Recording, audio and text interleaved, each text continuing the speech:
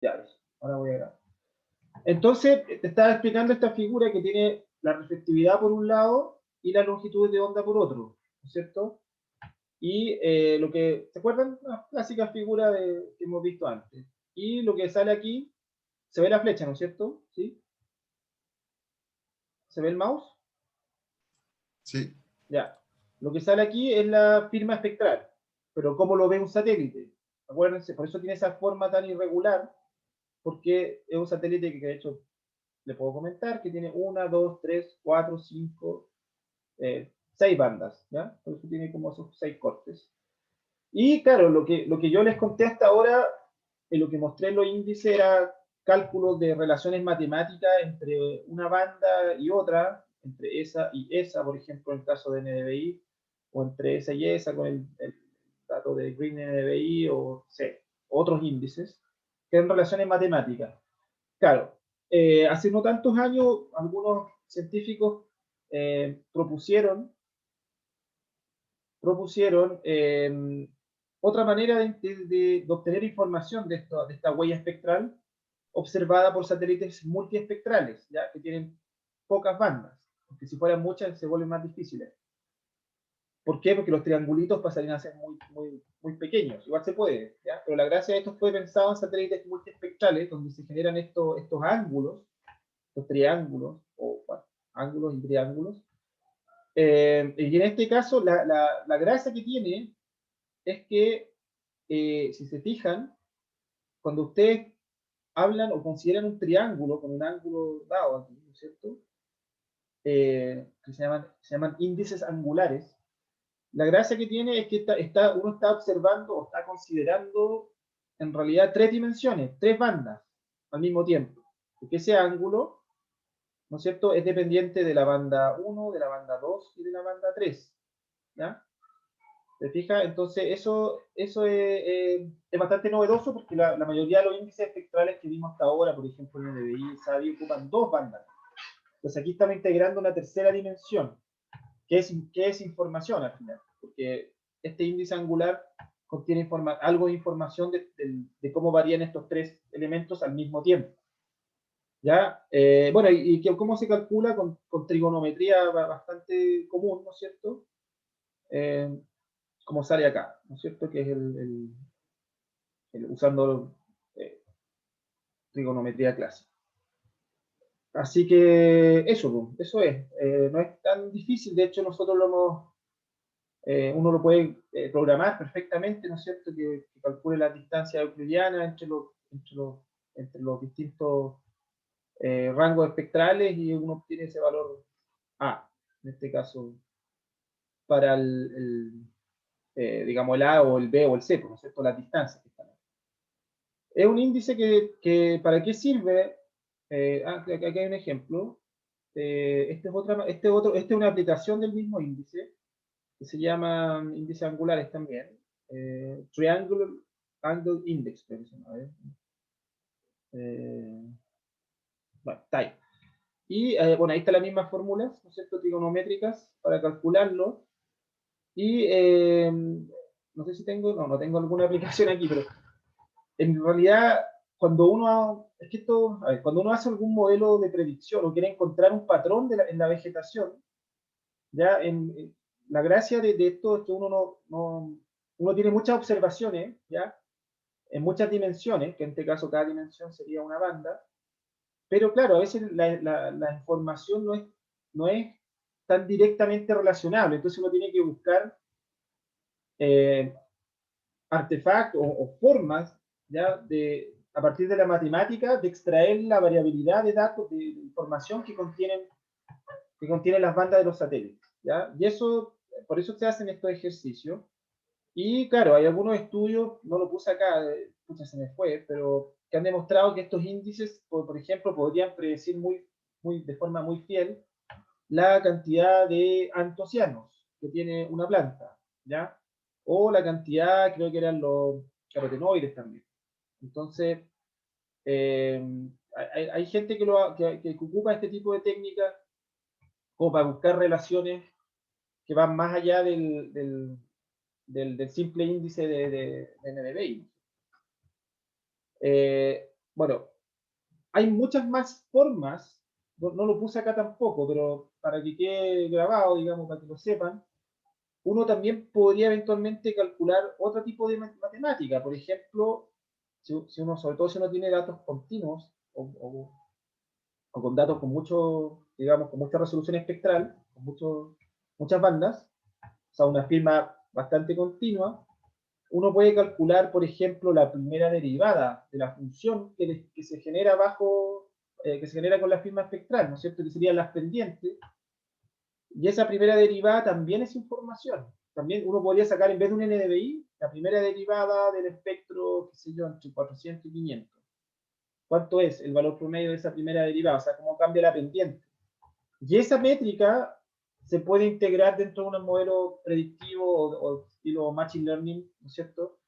Para poder clasificar o separar vegetación. En el paper, no sé si ustedes se fijaron, de hecho la segunda pregunta apuntaba un poco a eso. Ellos lo que hicieron era agarrar los datos espectrales clásicos, ¿no es cierto?, en EDBI, pero también habían otros datos espectrales que ustedes no lo habían visto en la clase, porque obviamente hay miles de formas de sacarle datos, ¿ya? Y la gracia del método de clasificación, que se llama Random Forest, que ocuparon para generar los mapas, es justamente extraer predictores que otorgan información diferente de la vegetación a partir de los datos de Sentinel que tenían ahí. Eran las bandas de 10 metros, creo que eran, no me acuerdo cuántos son, pero 5, creo 6. ¿Ya? Entonces, acá es un poco lo mismo. Lo que estoy tratando de explicar es cómo sacar más datos de la huella espectral a partir de la matemática que se puede originar con las distintas bandas. ¿Ya? De hecho, en el paper también, esto es lo que dije que voy a explicar rápido porque es medio complicado, pero ellos hablaban de un indicador de verdor, pero greenness, greenness, sí, creo que era greenness, o brillo, ¿no? Era greenness, creo, sí. Bueno, no importa, pero con un indicador integrado, y no dicen mucho más de eso. Dicen que la combinación ponderada de varios índices, de varias bandas, perdón, ¿no es cierto? Eran como 5 o 6. Ya,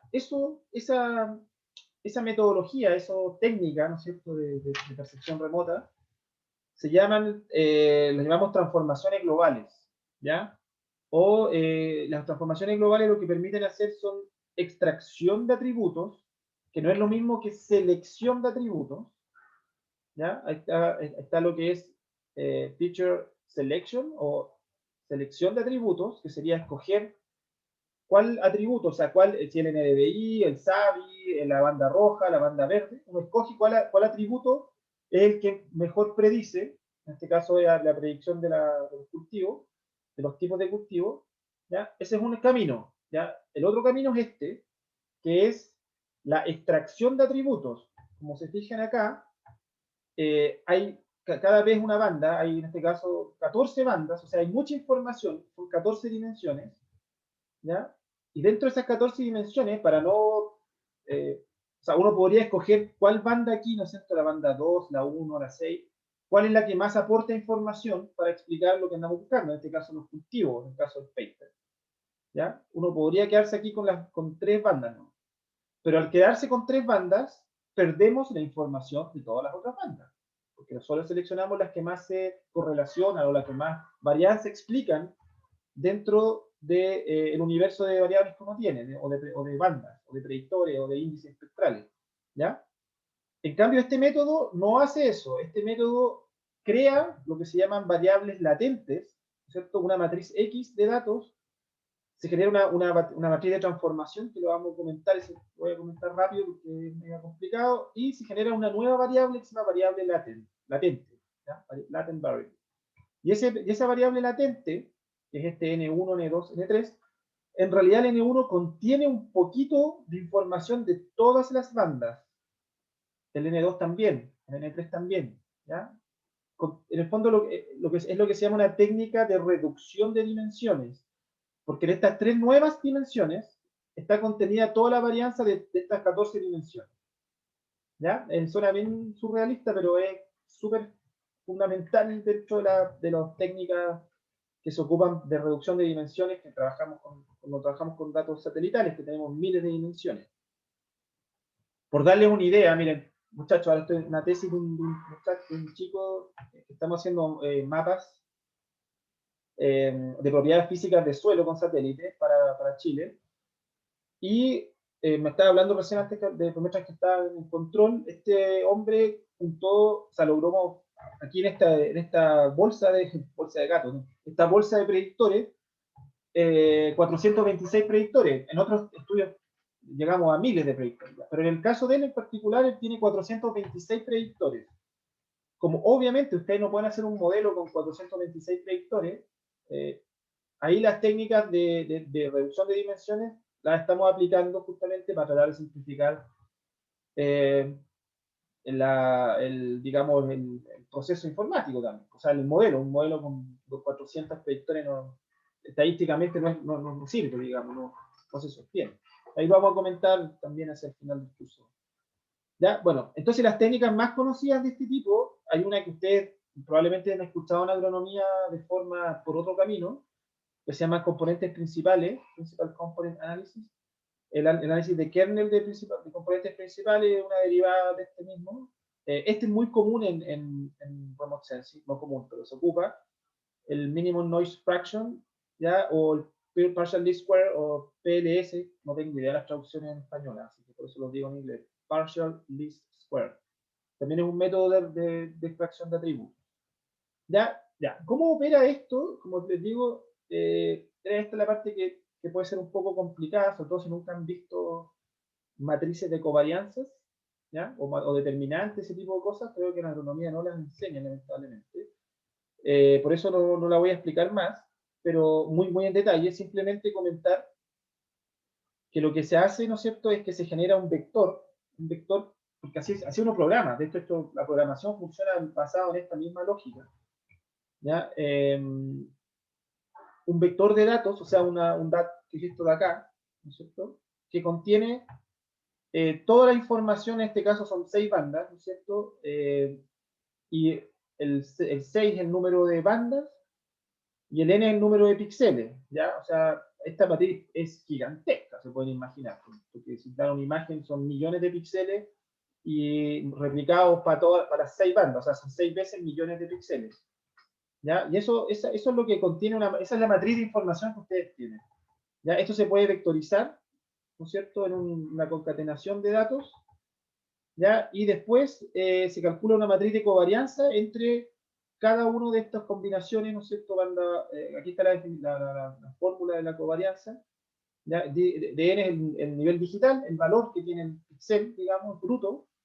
El mu es la media de la banda, el valor de la banda que estamos considerando, ¿no es cierto? Aquí son 2 bandas, y se calcula una covarianza para cada banda entre sí. Y después, claro, bueno, no los quiero marear. Después se aplica un determinante a la matriz de covarianza, ¿no es cierto? Y se multiplica por la matriz de identidad, que la matriz de identidad son valores que son todos iguales, ¿ya? Y este valor que está aquí es lo que se conoce como autovalor, que es cómo hago que esta matriz sea cero, ¿no es cierto? Que el determinante de la matriz de covarianza sea cero. Y en la búsqueda de ese valor iterativo, se calcula automático, digamos, nos permite saber cuál es el peso que tiene cada nueva variable. De hecho, aquí está. Esto se conoce como eigenvalues. Por ejemplo, en el componente 1 de un componente principal, que sería, el componente 1, muchachos, sería esta, ¿ya? Este componente 1 tiene ese valor de alto valor, y ese componente 1 explicaría el 88,82% de la varianza de todas las bandas, ¿ya? Porque ese componente 1 tiene un poquitito de información de todas las bandas que están aquí adentro, ¿ya? ¿Y cómo obtiene esa información? A partir de este valor que está aquí adentro, ¿no es cierto?, que es el que iguala la matriz de covarianza con la matriz de identidad. Y eso por un lado, ya. Y por otro lado, y aquí nos da el peso. Entonces aquí uno puede decir, oigan, con el componente 1 y el 2, bueno, y el 3, tengo, no sé, 98% de la varianza explicada. O sea, no necesito mirar el componente 4, 5 y 6, porque eso no me aporta nada de la varianza. No tienen información nueva, es redundante, digamos. De hecho, solo me podría quedar con el primero y ya tengo mucho de la varianza explicada. o se podría reducir 6 dimensiones a una y estaría explicando 88% de todo lo que está pasando.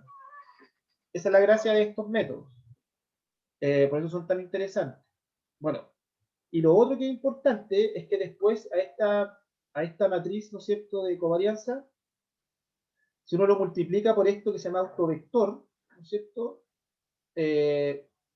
nos genera, bueno, si es igual a 0, volvemos a explicar la varianza multiplicando la matriz de identidad con su autovalor, ponderándolo por el autovector, ¿no es cierto?, que sería el WK, está acá.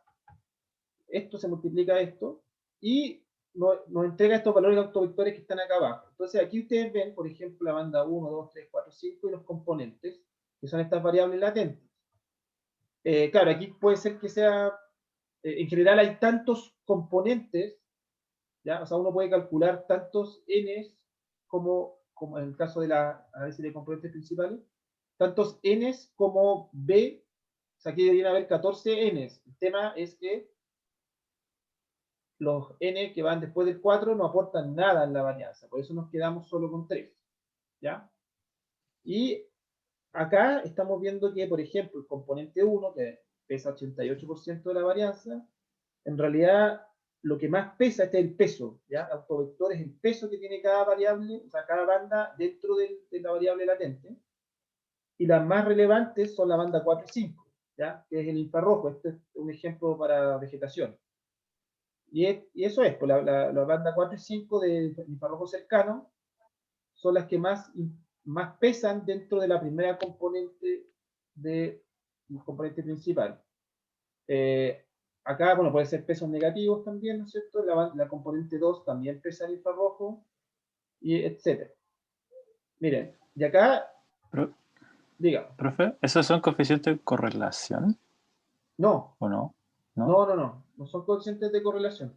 Son ¿Y el peso que el peso que se requiere aquí para que esta matriz de covarianzas sea igual a 0. ¿Te fijas? Tú multiplicas esta matriz de identidad que contiene el autovector, que es el peso para que este determinante sea 0, tú lo multiplicas por un vector, autovector, para que esto sea igual a 0. O sea, es como para que la varianza, la matriz de covarianza que esta, es como para encontrar el valor de la, claro, es para encontrar el valor de la matriz de covarianza, ¿no es cierto? Es como mandar esto para acá. ¿Cómo encontramos la covarianza? La covarianza es la que contiene la información. ¿Te fijas? Entonces es como el ponderador. Es como en una regresión múltiple, es como el beta. ¿Ya? Ya. El autovector es como el beta. ¿Ya? No es la correlación, es el peso. Ya, entonces aquí hay un ejemplo muy tajante, muy común, que la vamos a calcular, yo creo, en alguno de los prácticos, que se llama Tashless Cap. Es una transformación bien conocida en datos satelitales y muy útil. Y que en realidad, espérenme, la buscaré. Estamos bien. Es una transformación que contiene 3 planos, ¿ya? El plano de los suelos, el plano de la vegetación y el plano del brillo. Fíjense aquí. Son 3 dimensiones. ¿Por qué 3 dimensiones? Por esto mismo. De hecho, se basa en esto mismo que está acá. Esto es el componente principal. El Tashless Cap es una componente principal específica para un satélite. De hecho, cada satélite tiene su propio Tashless Cap con sus propios coeficientes. Estos son estándares, ¿ya? Estos coeficientes son como los parámetros de una regresión, ¿ya? Pero también hay un Tashless Cap con sus propios parámetros para Sentinel, ¿ya? Y también está publicado y se los puedo mandar. Entonces, como está pensado para la vegetación, ustedes se fijan que en realidad el TS4, el TS5, el TS6 no, sabemos que no pesan nada, aquí no lo puse acá, pero es lo mismo que esto, sabemos que no valen mucho. Entonces, en las 3 primeras dimensiones se explica todo el comportamiento de la vegetación, en el plano de la humedad, en el plano del brillo y en el plano del verdor. ¿Ya? Es tridimensional. Y, claro, por ejemplo, el plano del brillo, fíjense que lo que más pesa es el infrarrojo, acá el infrarrojo cercano. En el plano del verdor pesa harto el rojo, el verde, o sea, el infrarrojo es lo que más pesa. En el plano de la humedad, que sería el moisture, pesa más en infrarrojo cercano, en infrarrojo, perdón, medio, SWIFT, Shortwave Infrared, como lo habíamos visto en clase, ¿no es cierto? Que era muy sensible a los cambios en la humedad, ¿ya?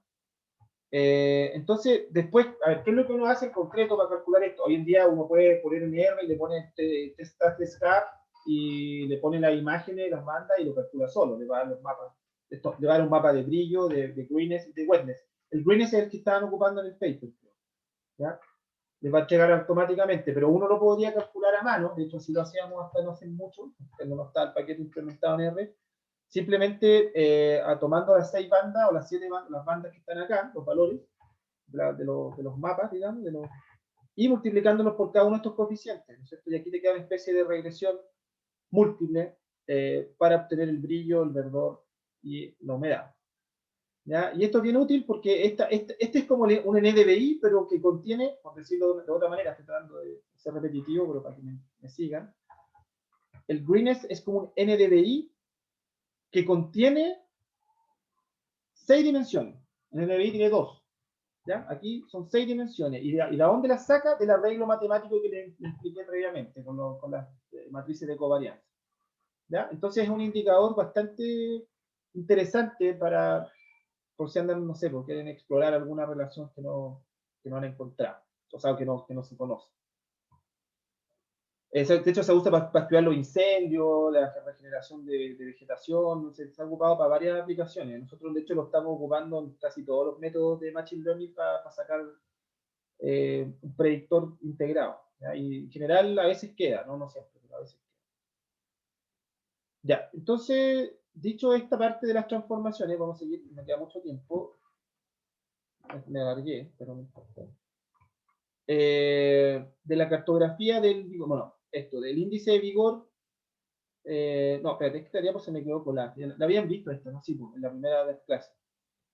Ya, mapas de vigor obtenidos por dron. Quería mostrarle algunos ejemplos, no le he hablado mucho de los drones, entonces agregué esta parte de acá. Los drones, por ejemplo, nosotros lo hemos ocupado para evaluar productos agroquímicos, ¿no es cierto? En el caso que ustedes no tengan datos espectrales, uno podría eventualmente solo mirar los mapas de RGB, ¿no es cierto? Los datos como de píxel verde y píxel no verde.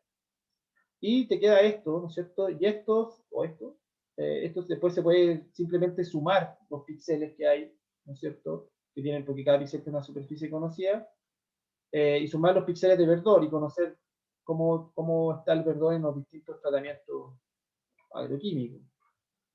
Esto mismo lo hemos hecho de forma, bueno, esto en el tiempo, con satélites, con Sentinel, ya para comparar un sector, por ejemplo, estos dos sectores que están acá, donde se aplicó un químico y acá no se aplicó nada. Entonces, si tú comparas esos dos sectores, en el tiempo, podemos hacer una prueba estadística incluso de esa diferencia significativa para tratar de demostrar si el sector aplicado tuvo o no efecto con respecto al testigo.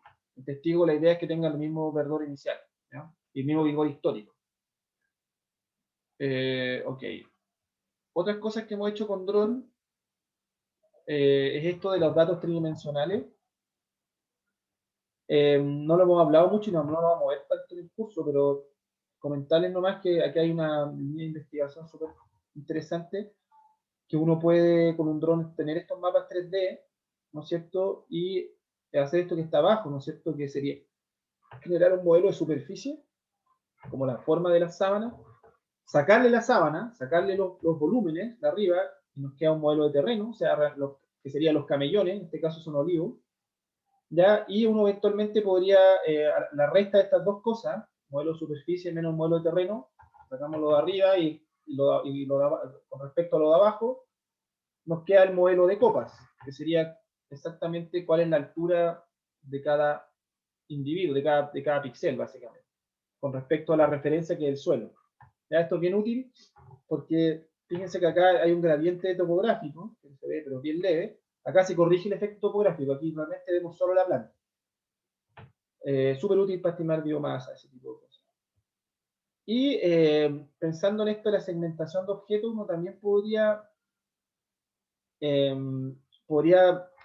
bueno, lo que hizo acá este chico especialista, aquí está datos espectrales. No, esto no fue un tesista, esto fue un ensayo, un estudio que hicimos como laboratorio. Acá uno podría, bueno, con el marco de plantación, en este caso no recuerdo, creo que eran cerezos, no sé, uno podría definir una celda, ¿ya? Que la celda representa el marco de plantación. Y cada celda, ¿no es cierto? Y uno podría calcularle los valores de vigor y lo que sea. Estos son dos índices espectrales, o el área de la copa, también se puede sacar con el método que mostré antes. Para cada una de estas celdas, ¿no es cierto? Y esto, claro, también se podría, que es lo que vemos acá, comparar los distintos sectores, que nos sale aquí, estos tratamientos, en base a estas métricas, y ahí en este caso ya no trabajamos con píxeles, porque los drones tienen píxeles muy pequeños, entonces ahí se genera el ruido de la sombra y todo eso, sino que trabajamos con lo que se llama la transformación a objeto, y el objeto sería el marco de plantación que representa una planta, sería cada una de estas celdas. ¿Te fijas? Y eso es lo que va aquí adentro de esta distribución de datos. Pero eso es una distribución, ¿ya? Porque aquí adentro están toda la población de datos que están aquí adentro. O sea, aquí, perdón. Este amarillo va acá. Ahí, ¿ya? Están todos los datos de NDVI aquí adentro, etc. Bueno, esto mismo lo hemos hecho con drones en UAMS, en otros sistemas. Fíjense cómo se ve limpiando el efecto del suelo de la topografía, ¿no es cierto? Y uno podría incluso, por aquí nosotros comparamos cómo veía el dron y cómo veía el satélite Sentinel. Y efectivamente, en muchos casos, el satélite es suficientemente fino para detectar como los patrones generales del campo. Ya esto lo hemos conversado antes, pero es bien interesante eso, porque uno no tiene un vuelo de dron tan seguido, ¿no es cierto? Hay que ir con una camioneta, hay que hacer los procesos. Estas son las dos fechas que estamos comparando acá, ¿ya? Fíjense que igual se parecen los patrones. Acá hay más verdor, aquí más o menos, aquí está pelado, ¿no es cierto? Y aquí está todo verde, así se ve. Así se ve en el visible, así se ve con el índice de vegetación, ¿no es cierto? Y acá también, pero aquí también se ve todo más o menos igual. Hicimos la prueba estadística y también nos decía lo mismo, en el fondo, para separar los sectores, que este tenía más verdor que este y este, el satélite también lograba hacerlo. Ya, y esto es lo último que quería comentarles hoy, los 10 minutos que quedan, que es la dimensión temporal. ¿Ya? Esto es súper interesante porque, bueno, obviamente para trabajar con esto, con series, hay que usar programación, no hay otro camino, porque o sea, si tienen un dato cada 5 días por 10 años, imagínense la cantidad de datos, más encima una matriz gigantesca. Y la gracia de las series es que nos permite conocer la historia, ¿no es cierto? Y cómo va interactuando o, digamos, funcionando nuestro sistema, nuestro sistema agrícola en base al tiempo, ¿ya? Entonces tiene mucha conexión con el clima también, esta parte de la dimensión temporal. Ya, entonces, primera cosa que debemos saber, ¿no es cierto? Que a medida que cambia, ¿no es cierto?, el desarrollo de un cultivo, como lo mencionaba en el paper, va a ir cambiando los valores de los espectros, ¿no es cierto? En este caso del DBI. O sea, un mismo cultivo va a tener valores distintos de DBI según su estado fenológico, ¿ya? Y aquí se ven las firmas espectrales de los tres casos. Por otro lado, esto que está acá, no sé si lo están siguiendo acá, sale en las fechas, enero, febrero, marzo hasta diciembre, y acá el valor de NDVI, ¿no es cierto? Cada punto, si yo le pusiera un punto aquí, un punto acá, un punto acá, un punto acá, un punto acá, sería una observación satelital de un píxel, ¿ya? Esto que estamos viendo acá representa un píxel, una planta o un sector, depende del tamaño del píxel, ¿ya? Y lo que vemos acá o sea, lo que se puede obtener es esto, ¿no es cierto? Es la curva como fenológica, yo lo llamo, ¿sí? Fenológica de una planta, en particular las caducifolias, es bien marcado esta fenología, ¿ya? De pérdida de hoja, aunque igual las perennes se les ve cierto periodo, digamos, y también se ven los manejos, lo habíamos hablado también, la poda, ese tipo de cosas. Entonces, a partir de estas métricas, y aquí uno quizás no se lo han dicho, a veces no lo piensa tanto, pero uno puede calcular varias cosas, pues como el día del máximo, o sea, el día que estuvo más verde, el valor del máximo, ¿ya? ¿Cuánto fue el valor máximo de esta temporada? Porque esto mismo se puede ver la temporada pasada, la siguiente, la pasada, no, la siguiente, no, hay que hacer un modelo. Pero se pueden ver todas las temporadas que uno quiera, ¿ya? Es muy interesante para frutales en particular, muchachos, este tema, creo yo. O sea, nosotros no ha sido muy interesante. Bueno, lo usamos en bosques y en sistemas naturales, por supuesto.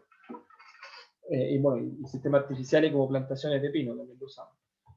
Ya, y lo otro interesante también es que podemos saber el mínimo, el día que ocurrió el mínimo, ¿ya? Que también es relevante porque aquí no se conecta con el clima. Y si nosotros calculamos el área bajo la curva, podemos tener una idea de cuánto fue la productividad acumulada, que también es relevante, ¿no es cierto? Sabiendo que la planta busca un equilibrio entre la biomasa a producir y la fruta que produce. Entonces ahí hay un dato que nosotros podemos conocer acá directamente. En el espacio, porque podemos tener esto para cada píxel. Y aquí esto, no me acuerdo qué año es, pero esto del Servicio Geológico de Estados Unidos propuso esto hace muchos años ya, para el cinturón de maíz que tiene Estados Unidos en la zona central de ese país, para el tema de monitoreo satelital que está súper instalado. Y uno puede calcular varias métricas, como son estas de acá, ¿no es cierto? Como el comienzo de la temporada de crecimiento, ya, el SOT es una métrica. Bueno, acá está el valor de cada imagen y este es un valor suavizado, ya, una recta suavizada matemáticamente. El momento, claro, que ocurría, el valor del momento, o sea, con qué base parte el cultivo, ¿ya? También es importante. El final, la magnitud con que termina la temporada, también es relevante. El máximo, como les decía, la fecha del máximo, la magnitud del máximo, la duración, esto es nuevo, ¿ya? Como el rango entre que partió el cultivo y el que terminó, muy útil para cultivos anuales, ¿ya? Bueno, y también para frutales, pues es interesante saber cuándo empezaron a brotar las hojitas y cuándo se cayeron, ¿no es cierto? Nos va a dar una idea de cómo se gestionó el uso de las reservas y varias cosas. La amplitud, ¿ya? También es relevante, también porque nos dice cuánto fue, ¿no es cierto?, con respecto a la base, lo que tuvo, lo que el vigor fotosintético aumentó con respecto a al respecto del máximo con respecto al comienzo. Y este es el que les comentaba del área bajo la curva que se llama TIM o Time Integrated NDVI, que básicamente es el área bajo la curva entre el momento que parte y termina el cultivo, ¿no es cierto? Y que es como una medición integral de la actividad fotosintética acumulada durante toda la temporada, ¿ya? Y estas métricas son súper interesantes para estimar producción, ¿no es cierto? Si uno quiere hacer un modelo de rendimiento, de hecho nosotros lo estamos haciendo en olivos, este tipo de métricas son súper útiles, o podrían ser útiles, ¿no es cierto?, para predecir el rendimiento. Si tú tienes la predicción o sea, tenés la cuantificación de cuánta actividad fotosintética hizo esa planta, ese píxel en el tiempo, en tu temporada, de alguna manera eso se puede correlacionar al rendimiento. Bueno, esto es lo que les mostraba, los cambios, son 2 cuarteles de olivo, cómo cambian en el tiempo, ahí se ven las podas, ¿no es cierto? Porque el olivo en realidad cambia, bueno, aquí creció, partió de un olivo chiquitito, llegó a su estado adulto y después son puras podas lo que lo hacen bajar, tiene cierta estacionalidad natural, pero en realidad lo que más baja es por el tema de las podas. Claro, acá esto es un viñedo, ¿no es cierto? Que uno podría comparar los distintos píxeles, cómo se comportaron, el píxel 5, fíjense, que después de hecho, aquí uno puede ver súper interesante, que solía ser un píxel que estaba dentro de la media o incluso más vigoroso que los más bajos, los píxeles de menor vigor, hasta esta fecha de aquí, donde pasó a ser el píxel del menor vigor, en sí. ¿Ya? Y claro, uno se puede preguntar, eso es como el monitoreo, ¿y qué pasó aquí? Bueno, cambiaron de dueño, y eso fue lo que pasó, ¿no es cierto? Son viñedos, ¿sí? Y el propietario nuevo antes no desmalezaba y ahora sí desmaleza. Entonces, claro, antes este vigor estaba inflado por las malezas, ahora que es pura planta, se ve que estas plantas son poco vigorosas.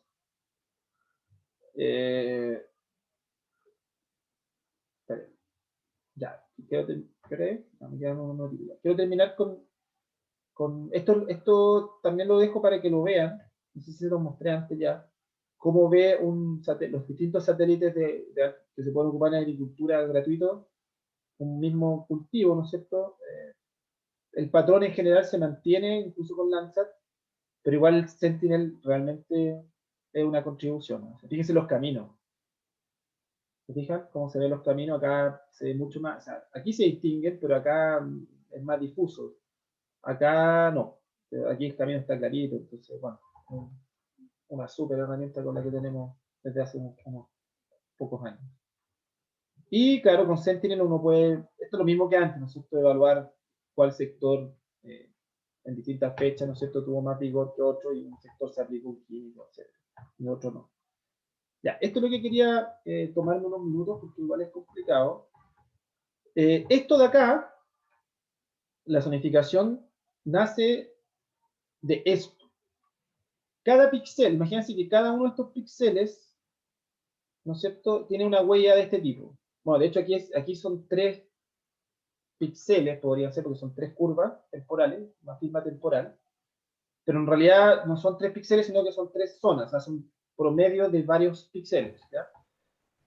Pero lo interesante acá es que, por ejemplo, este mapa que sale ahí como productividad media, ¿qué es lo que se hizo? Se calculó el área bajo la curva de cada uno de todos los años, ¿no es cierto?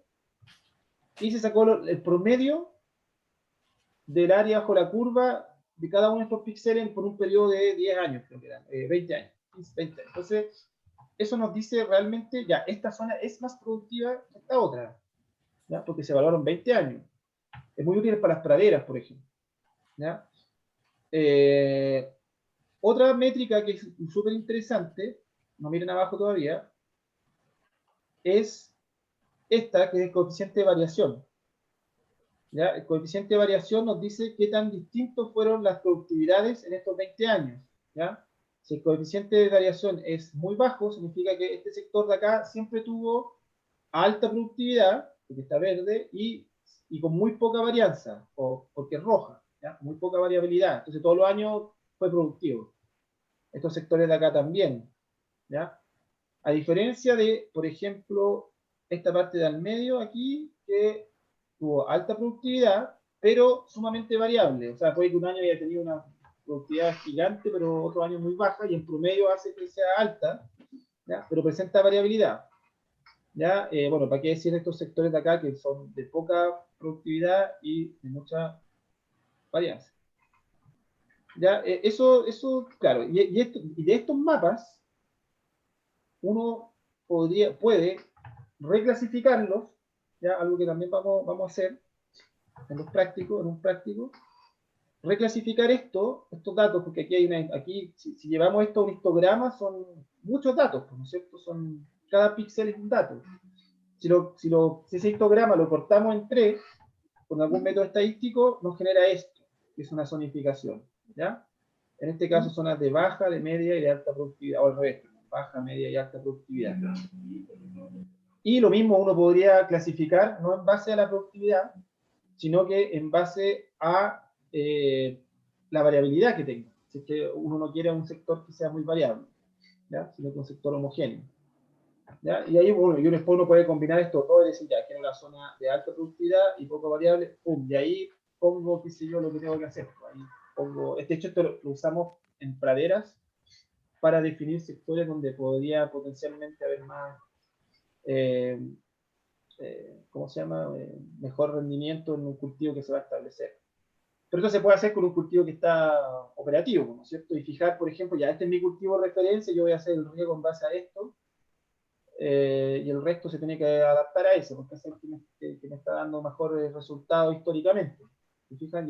Y hay muchas aplicaciones, ahí no se me ocurren todas ahora, pero depende de ustedes también, usar la agronomía para eso. Ya, entonces aquí está el mapa de los vigores, o sea, perdón, es lo mismo que les contaba. Y esto último es, fíjense, acá están 17 años, si esta es la última diapo, no, un poquito, espera. Ya, esta es la última diapo. Y ustedes si ahora, por ejemplo, aquí ponen todos los eneros, o sea, el enero 2001, 2002, 2003, todos los eneros, los 20 eneros, o 17 eneros, y los ponen acá en una gráfica, por zona, podemos tener la fenología promedio, ¿no es cierto?, de cada zona.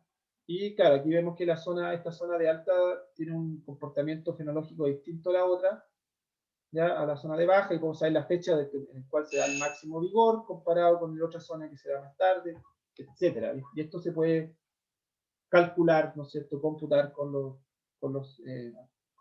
programas informáticos. Es una información que puede ser útil para algunas decisiones.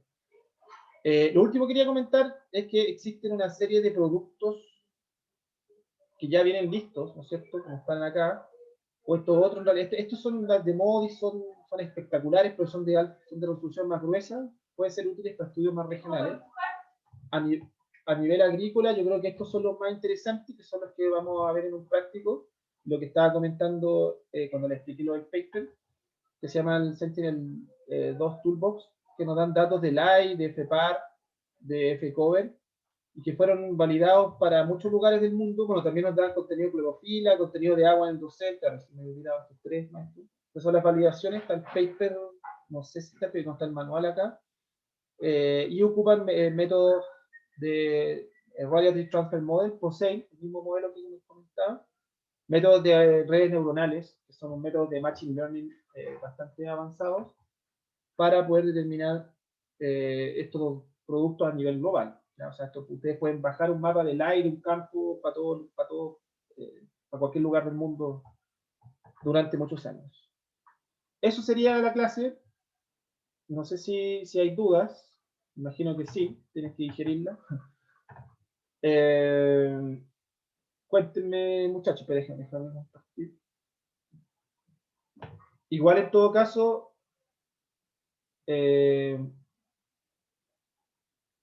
ahora dejé de compartir. La próxima clase igual podemos retomar algunos aspectos teóricos que le hayan quedado duda cuando lo revisen y lo piensen, ¿ya? Para que no sea tan, o sea, para dar espacio a que lo asimilen, porque igual todo esto es nuevo y puede ser un poco abrumador.